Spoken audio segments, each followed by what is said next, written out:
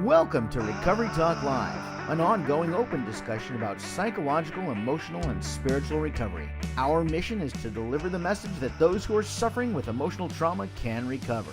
And now, here are your hosts, Dawn and Terry. Welcome back to Recovery Talk Live. Today, I am Dawn Maxwell with the Mr. Terry Liddell. Who we are debating if he is a diva or a devo. Right. But we don't have our dictionary.com, and No, Colin's we supposed don't. to be researching that. Just finding him a little more high maintenance than usual today. Still love you though, man. Thank don't you. worry. All right. So we're going to go to some new waters today. And I always like to take you to some Uncomfortable uncharted places, waters. yeah, you the do. more I can, the more fun I have. So Okay. we'll have some fun today. So I brought my friend, Butch You did. Patrick. You did. And Butch is a friend of mine and Colin's and now Terry's. And some of you may remember him from the Munsters. He played Eddie Munster back on the Munster show. And he has a very unique recovery story that he's going to share with us and a journey today. And I think, and I don't want to call it an epidemic, but you as a KDAC 2, 3, 4, 5, 7, Whatever I am, whatever yeah. his One of those multiple guys. levels. Yeah. What do you think is? Do you think it's an epidemic, Hollywood and addiction? Because No. we hear about it a lot in the news. So is it I think amplified? I think addiction is everywhere. It's everywhere. I think when you have money and opportunity, you get epidemic situations. And Hollywood has money, Hollywood has money. and they have a lot of people that run around. So would I consider it an epidemic? No, not. Because it's not just limited to Hollywood, it's everywhere. It It's is in Orange everywhere. County, California, it's everywhere. It's everywhere. Do I think in many ways it could be more pronounced because of the amount of monies and the number of peoples? Yeah, but it's like an epidemic to me is something that's building, and I think this is fairly consistent. It's been there, it's going to be there, it's not going anywhere because of the lifestyle. We don't hear, and we're in Orange County, so we're in the bubble, living here. We're in the, We live in the Orange we County live in the bubble, OC yeah. bubble. Okay. Instead of things being PC here, they're OC, which is a whole different a- reality it's that the another rest world. of the world lives Yeah. in. We're OC, we're not PC. Not us specifically, but the bubble. And so, you can drive down these perfectly nice looking streets here where everything looks so pretty. Sure. And of course, you and I in the field were in see the ugly in the back door. Right. Front door pretty, ugly back door. But I feel like it's really played down so that the pretty can stay pretty. Well, I think that's true, period. But I think you got Dr. P, who Who's is Dr. P? Dr. Drew, not Dr. P. Oh. Dr. P. Drew, what is his last name? Peterson. No, it's something No? else. But Dr. Drew, Yeah, I know who who he has is. intervention, and he had the all the different programs of people being in recovery and celebrity recovery and whatever those things were. So there's more and more getting out, which is not a bad thing, because in many ways we put people on pedestals in Hollywood and things. But I think also you've got there's the magazines at the counter when you check out who've helped keep the noise, if you will, in place. So I don't know that, that's a good question for him. Okay. That's a really good question So- to ask him. What from Eddie's point of view, Eddie Munster, the answer The man. child We're gonna actor, yes. give him. He's gonna be the answer man. So more getting in- out or being exploited because they're in media? I don't know. That's for That- Butch. that's I what think I'm wondering. Ask Butch. That's- Okay, he I was know. Eddie, and then now he's he's in the world. No, he's Butch. He's always been Butch. I know that he was. Eddie was his character. Okay, I'm going to behave or not. Okay, I don't know. All right. You could go either So way the at process any is we can time, ask so- him, and because he lives in it. He was lives in it. there, and he's around it. It's been part of his life. So I think he's a lot better about this than I am. I mean, I can tell you, the people I've worked with over the years, that Yes. I don't see a lot of differences. Differences in what? In why they do it, how much money gets spent on it, because we have different clientele. I work with some people who have money, and they do the same things. They either stick it up their nose or down their throat, or Let's something not with get it, so- graphic with it. Oh, You know sorry how about that that. makes me queasy. Okay. All right. Okay, I don't like the graphic drug use stuff. sorry, I like fluffy references. fluffy, yes. Stay fluffy for me so I Yes. can stay present with you. Okay, so you're the diva, I'm the Devo. No, that I'm what not we're- the diva. Okay. I'm the fluffy. Oh, you're Remember the the fluffy. sex addiction show? I hung in as long as I could. With, I know. All right. So I think anybody, whether you've been in Hollywood or you are really living in the hood or you are up in Bel Air, and if you have a recovery story and you choose, because it is an anonymous thing, to share it, you're a hero, because really in paying forth your wellness, you're blessing the next person who's right behind you. Well, I think that's, okay, in the journey of recovery, we're told to share our story. Not everybody does, though. Okay, so when people do, they can make a difference. And I think that's, Okay. Okay, Well, what's the most question for important thing you. you can share with somebody? Strength, hope, and experience. Okay, your story. Right. I think that's, for Butch to do that, I think it's killer. So educate me as a codependent, as an Al-Anon. Raging codependent. Not raging, recovering. Okay, recovering. Okay. Queen codependent enabler. Okay. Okay, let's just say it how it is. So, and I brought the big book today, which, and you may even know where the page is. There's this whole anonymity thing with 12 steps. So, and there's even a step, you know, about keeping it private in media.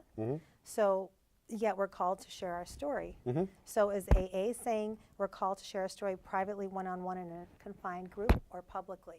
Because some people, you know, I've invited people on the show who won't come because of that I think it's a good question. So my take on it, I think, is that I don't out others. I don't say Eddie was it, or Butch, or Colin, or you know, was it this meeting and I saw them there. Colin's a normie though, so there's nothing to out with him. I know it's a stretch, but I don't.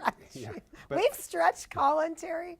Oh my gosh, and he still You're off stays topic. with us. I'm We'll get back on sorry. topic. Well, you got me on a tangent. I'm sorry. So the process is to say that in this journey, anonymity is I don't tell anybody else about who's at the meetings. I don't tell other people's story. Right. But for me to tell my story is not breaking anonymity, because I'm me. And I can, and that's my job. And I can go tell my story. So I go tell my story. This is me. This is my story. And if people can learn from that, then I've done my job. If they can't learn from that, then they're not ready. But it's not a thing that okay. So I look at anonymity being that I don't tell other people's story. I just tell mine. Is that in your interpretation of that step? Because that was my question. Yeah. Is that step means anonymity? You keep mine, I keep yours. We can only out ourselves. Correct? Okay. That's where I look at it. So, and we'll ask this to Butch when he comes on in about 1 minute. I'm just wondering if Hollywood, because you do stand in the lines and you do see people exploited on the front of magazines, do you think as a clinician, does that impair their ability to get well when every step they take is being shot in a magazine or on the media? I think that's a. And you only have a minute, Colin says, to answer that. So okay, really, I think the quick answer is it depends on how you see yourself, which is, I think, and I don't think that's different any place. If I'm not okay with me, if I can't accept who I am in the process, I don't think that it's just Hollywood. So let's ask him. But I think, and right before we're going into break, and we'll have Butch back on when we come back, I'm wondering if I'm groveling and I'm hurting, am I impaired in my ability to get well when I can barely admit I'm powerless to myself when people are following me around? That seems invasive. Ask him. I'm just saying. Ask him. I don't know if I think it's a great question. I will definitely ask him. All right. I know you like to put your 2 cents in on this stuff. I will. And I like your clinical hat when you wear that one. I'll see if I can find it. I have fun with that one. All right. Okay, so join us after the break where we are back with our friend Butch Patrick. You're watching Recovery Talk Live. If you would like to contact Don and Terry, please send your email to recoverytalklive@gmail.com. If you have any questions, comments, concerns, or insight, we'd love to hear from you. Your identity will remain anonymous and your name will not be revealed on air. Again, send your email to recoverytalklive@gmail.com.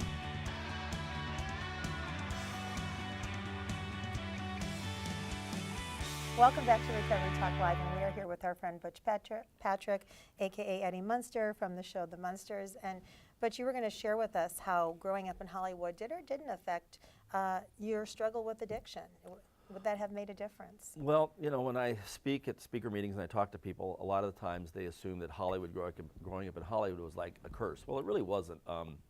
It was a huge enabler, no doubt about it, but I think there's a lot of kids that went through Hollywood that did just fine. Of course, speaking isn't one of my strong points. I was kidding. But what happened was I really like to come up with ideas and new thoughts, because being sober, I'm thinking new things every day. And one of the things when I was sitting over there was the idea of the perfect storm. I make references to a lot of movies, and the perfect storm was about conditions that led to this, this incredible, wave that killed everybody. But for me, the 60s was a very much of a decade where anything would go. Drugs and alcohol were prevalent. I remember when I was 12 years old, the first thing I wanted to do was, do what they were doing at Woodstock. And I think I would have At felt 12. that way had I not been in Hollywood. I think if I would have been I was just, 11 or 12 years old. So being in school, no matter what my, my career choices might have been or my thoughts, I think I would have probably done that. Really, So, either yeah. way. So that's something you think that was ingrained in you, whether you had such a successful career or were just playing baseball in the neighborhood. Yeah, I think I would have been an alcoholic architect or whatever, because that's what I wanted to be originally. I was really good at drafting, and I wanted to be an architect. And I took a little bit of a left turn at Albuquerque and never did that. But it was funny. Last year I was driving with a guy, and he was driving me from Dayton to Columbus, and he's a fifth grade teacher. I've always had the utmost respect for teachers. And he's a teacher, and he's a dad, and he's got these great kids, and he's talking to me about his kids and how much they meant to him. And the light bulb went on to me. I go, now I understand. And this is not sour grapes, and I'm not upset, Yes, but I yes. finally figured out something. I go, I never had a really good male role model. So I think the combination of everybody telling you can do this and being on TV in the 60s and all those contributing factors led me down a surefire path of pursuing my habits and my addictions. So clinically, would you agree that if it's in you, it's in you, and you're going to go that way? Yeah, no. I know Okay. you love that. Thank you for that clear response But there. what Butch said, I think, is the perfect storm. You're in a situation where you don't have a healthy role model to follow, and you're catered to and taken care of, and people, are there for you, and you don't know right from wrong, and it is exciting. I mean, I did my journey. I came out of a house with a mom and a dad, and Still. yeah, and Okay, I so was out there there's the for dichotomy. way too many years. Yeah. So I agree with if we're going to do it, we're going to do it, and Okay. but I think a lot of it is and you were asking earlier about our story. I think that in many ways, if we tell our story, it may slow somebody down. It may get somebody to look at something differently. It's helpful in that we do have a story. He's got a story. It's a killer story. As a killer, what is your Yeah. story? Are you Well, whatever you're comfortable sharing? Well, with no. it. What happened was it was a very unusual situation. I was 16 years old. It was the summer of '69, and I got my first girlfriend. And it was in March, and then I was working in April and May. I did it at Adam 12, and I remember doing this Adam 12 in May, and I met this kid, Rick Natalie, and his sister brought him to work, and we became friends. And his older brother and his sister were smoking pot and weed, and they lived in the valley. So I finagled it to where I could go out and stay with them. And I had a plan, and my girlfriend was in Laurel Canyon, so this was a very convenient way for me to be around, the culture, and some friends in a safe haven, and and my mom was, I wasn't a pretty old kid, so it wasn't like she couldn't say, you can't do Right, this. right. And then one thing I was doing, I got my car on August 2nd, and I took this kid that I had met to an interview, and he read for the part, and I read for the part at the same time. The guy came out and noticed me, and he says, "Aren't you Butch Patrick?" He says, "I'd like you to read this part." And 3 weeks later, I was in Brazil by myself with no teacher and no parent At 16. for 3 months at 16. Is that even legal? Don't you have to have a chaperone? Not when you're out in of the country. industry? Anything goes when you're out of the country. Okay. And my sister, when I got my first year chip, she says, she coined a term. She says he left as Richie Cunningham, and he came back 3 months later as John Lennon. So that was my summer of Wow. 42. Wow. Back to another movie reference. My coming of age. I'll look these things up later, don't All worry. you can do is basically I had to be at work in the 7:30 in the morning, which I was, and then after I was let loose, I could do whatever I wanted to do. Is that the beginning for you? That was when I of started getting high, yeah. Using whatever you used, yes. Yep, and I was off to the races after that. So during your time on the Munsters, how old were you? 11 and 12. And you were sober. Oh, well, I didn't actually Okay. start getting high until I was nearly 16. Okay, so By today's standards, that's fairly old. well, is. that is. So we hear about kids much younger getting Oh. high in Hollywood right now. So that's actually good. That kind No, of don't do answer- Hollywood. Okay, it's publicized. I'm telling you, it's under a lens. You But see it's not- yeah, but it's not about Hollywood. it. I know it's everywhere, but like I told Okay. you, I think they're under. I don't know. Do you think it impedes people's wellness to be under the spotlight if they're getting followed It's a around? case-by-case situation. Is it? Yeah. Really is. It's a case-by-case situation in any walk of life and any career. I tell people when I used to teach people how to get into show business that it's not for everyone. But if you want to be in the industry, get behind the scenes of the camera, become a carpenter, get into transportation or makeup, you can make a living and you can be in the industry as long as your ego doesn't require you to be an actor. But as far as getting high and stuff, when I was in treatment, it was the basic difference that I have today from kids that when I was a kid, it was just a different set of drugs and alcohol, pot and coke and weed, and pot and coke and alcohol. And today it's prescriptions. Seem to be the big thing. Yes. Opiates. Yes, I agree. So They're easy to get. it's changed. The drugs have changed. The drugs have changed, but the reason for the drugs hasn't. No. No. No, not at all. In fact, what I shared before was I figured it out after I got sober. Is I just didn't like where I wasn't happy with myself, and I wanted to adjust where I was at. I was always, even when whatever level I was at, I wanted more. And from the day with the first joint to the next one to the next one, I was never satisfied. So so you're on the set. No one's feeding you drugs on the set of the Munsters. No. 16, you have this moment. Is this your first time experimenting with drugs at 16? Well, I started a couple months before I went to Brazil a little bit, but when I was in Brazil, I was pretty much unleashed, and I was unsupervised, and I could do pretty much whatever I wanted. Because if you have money and you're with a film crew in a third, in a country down there, not in a third world nation, but a country where anything, I had the taxi guy buying me my weed, and I was out with the French camera crew at night after that, and they're going down to the red light district, and I didn't get into sexual stuff down there, but I was following the path of the behavior set a tone. Yep, exactly. And so as the boundaries that you've had previous to that start getting taken down. Yes. Now it becomes more comfortable. Oh, I could do this. They're doing it. My buddies are doing it. Yada yada yada. And pretty soon, in a matter of moments, literally, you're in the deep end of the pool. How long till after that where you knew or did you know you had a problem and were out of control? Well, it was fun at first. I mean, it was cool because I wanted to be accepted. I wanted to be one of the guys. I didn't like being an actor. I was really, I went, instead of embracing it, I was like, oh, I did it for the money because I wanted to be a race car driver. But I was the first one to want to throw a party, get the beer, have the pot, have all the things because I wanted to be accepted. So I had an acceptance problem. I wasn't comfortable in my own skin.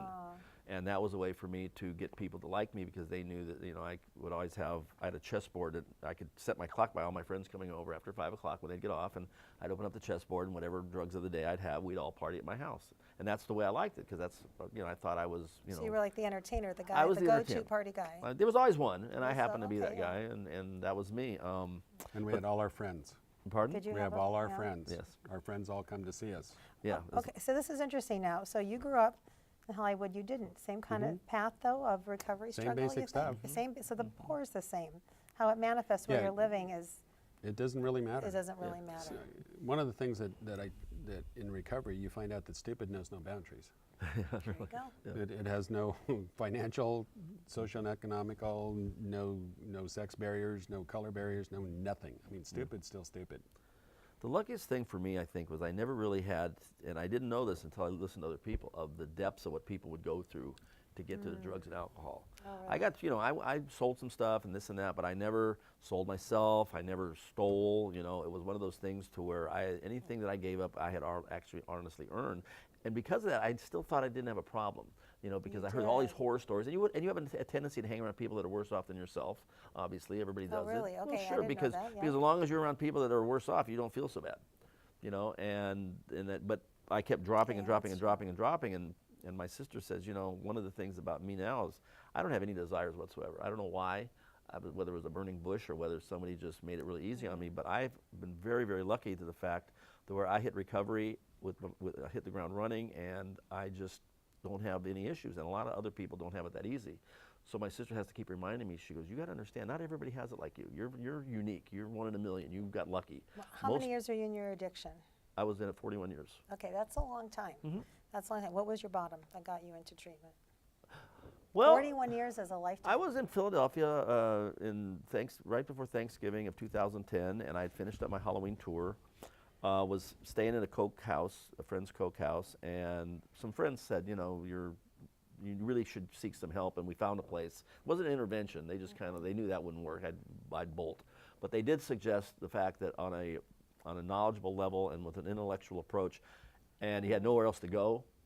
And I said, I'd like to go back home, and they found Oasis, and they sponsored me in there. So I went in thinking I'd be there a month, and to appease people, like everybody does at first. And then I got there, and then I got the education, and started hitting home, and I started thinking about it and analyzing it, and I mean, honestly, I felt better 30 days in than I did when I came in, and I felt 60 days I felt better, and now I started thinking about it. I go, I didn't really plan on giving up pot and coke and everything, but I did. So did you go in for yourself? No, you went in to please others, and then you ended up doing it for yourself, which is the only way it's going to work. Exactly. Yeah. Because a lot of people can fake their way through rehab to please No, other about Most people do. Yeah, Most 2 weeks. people 2 do. weeks in, the education is what got me. I started getting the education of why I was where I was at, why I was why I had done these things to myself. And the neatest thing of the big book is, the spirituality factor is, I didn't have to look back and look at a 41 years of wasted life. I was supposed to be right where I was supposed to be. And once I got that off my back and not having to look behind me and looking forward, it made it a lot easier to accept where I was in life. And that's a long time. You see a lot of people. He's got a success He's story. got 41. I had 38. So, So, we were out there. wow. We were You out guys there are doing- heavy hitters on both Yeah. sides of me. We're not amateurs. Wow. So And how you have what, 20 years? 23. 23 Yeah. years of sobriety. And, That's a lot of sobriety. yeah, but I got there one day at a time. And I think part of the journey that we have to come to accept is that I spent 38 years in stupid one day at a time. And so I'm not going to spend one day at a time, and I have no idea how long I'm going to be sober, but I know today's probably a pretty good day for me. And part of the journey, and it's interesting because I'm kind of like connecting with a lot of the story, is that I was asked a while back, do I have bad days? And I was thinking about it, and I thought, I know what a bad day looks like.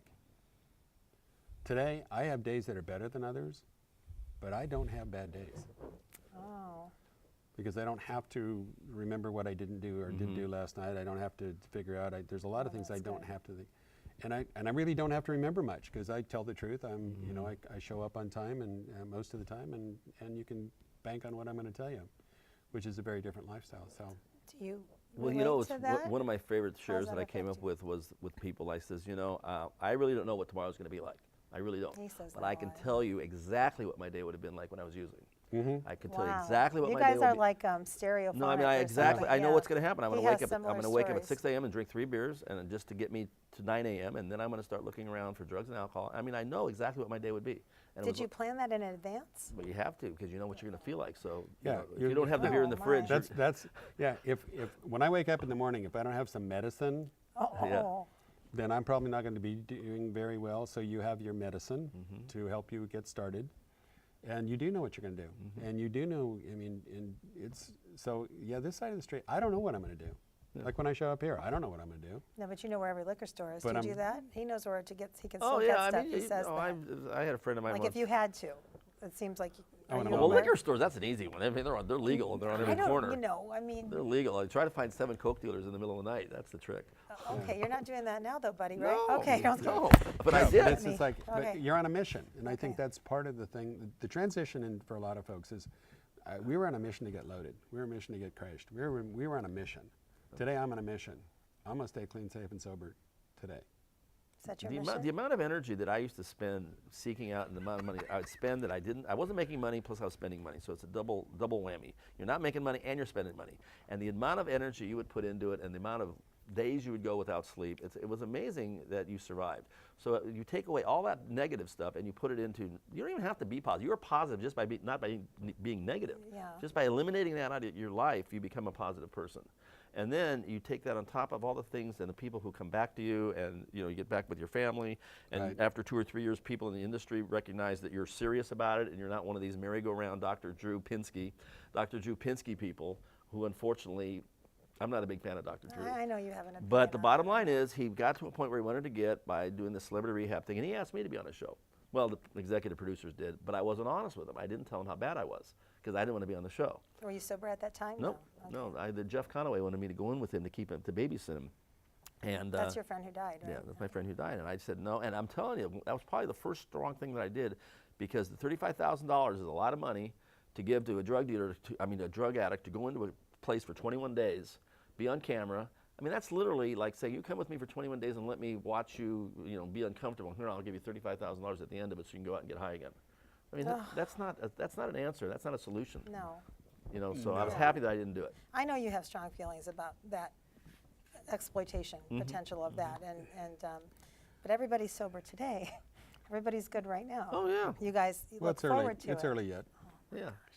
But you seem I don't ever know about Terry. You're good, Butch, right? Yeah, good. Let's just keep Don happy today. Yeah, Everybody's sober today. Look at it what it Everybody's is. happily good. We do exactly the same thing we did on the first day of our sobriety. I know, but I love the parallels in your story with totally different, same Different backgrounds, underlying different disease, but it's the same. It's the same but stuff. the same kind of journey. The reason we do what we do pretty much never changes. Okay. What we use to get where we're going, all kinds of different drugs. Alcohol was mine. I tried a lot of them. I think now I like alcohol. Yeah. So, but I work with a lot of people who use all kinds of stuff. So the reason we use, and the reason we stop using is almost always the same reason. Well, you know, the alcohol thing for me was, I come from an alcoholic family. I mean, now that I know, the education is what got me. Once I stopped and understood why I was doing what I was doing and why it wasn't me being weak-willed or not having any the willpower situation. Right. I said, okay. And then for me, I never really wanted to go out and get high unless I was drinking. So if I take away the drink, that really eliminated the pursuit of all the other stuff. So the alcohol broke down my barriers and my defense mechanisms. So once I started my third beer, well, I got to get a line of Coke because I feel like this and I want to feel like this. But if I never start up the beer, then the other stuff never follows. So for me, it's That's a good point. it's like cigarettes. You know, I quit smoking cigarettes like 30 years ago, cold turkey, and it's a real simple thing. I had this epiphany where I was on New Year's Day. I was at my mom's house with no money, and I'm looking through the cigarette ashtray for butts. I looked in the mirror and I go, well, this is ridiculous. And if you can't afford cigarettes, what are you doing? I never had another one. So I knew deep down I had some willpower, some strength. And I think that strength came out again and it popped its head up when I went into Oasis. Because even Jim told me, he goes, I think you're going to run. He goes, my gut feeling is, and I think it annoyed me to where I wanted to prove him wrong at first. For whatever reasons he got me there, he got me mad enough to not leave. And then once it clicked in, it was like, okay, this is really simple. This is a very simple program, and I can work this. And now you have 3 years. And well, pretty close, Close 2 to years, 3 2 years, 9 months. Well, that's great. Well, thank you for joining us today and sharing your strength, hope, and experience, which is what we have to offer. I got to get back to Paris. Yes. I got to catch a plane. Thank you so much, Butch Patrick, and thank you, my co-host Terry Liddell, and thank you for joining us. Thank you to our awesome Colin and Corey behind the scenes. You guys have a great day. Stay sober. Thank you from Recovery Talk. You've been watching Recovery Talk Live. If you have questions, comments, concerns, or insight, we'd love to hear from you. Send your email to recoverytalklive@gmail.com. That's recoverytalklive@gmail.com. Look for new episodes every week, and thanks for watching Recovery Talk Live.